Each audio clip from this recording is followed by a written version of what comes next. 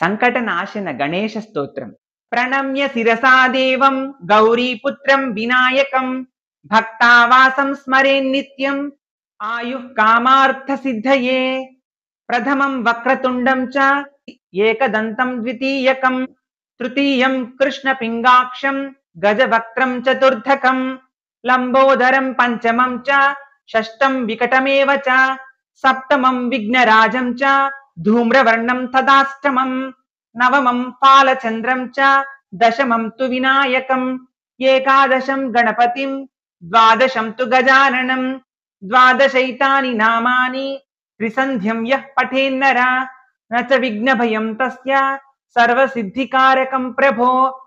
विद्यार्थी लभते विद्यां धनार्थी लभते धनं पुत्रार्थी लभते पुत्रान् मोक्षार्थी लभते गतिं जपेत् गणपति स्तोत्रं षड्भिर्मासैः फलं लभेत् संवत्सरेण सिद्धिं च लभते नात्र संशयः अष्टभ्यो ब्राह्मणेभ्यश्च लिखित्वा यः समर्पयेत् तस्य विद्या भवेत् सर्वा गणेशस्य प्रसादतः इति श्री नारद पुराणे संकटनाशन गणेश स्तोत्रं संपूर्णम्।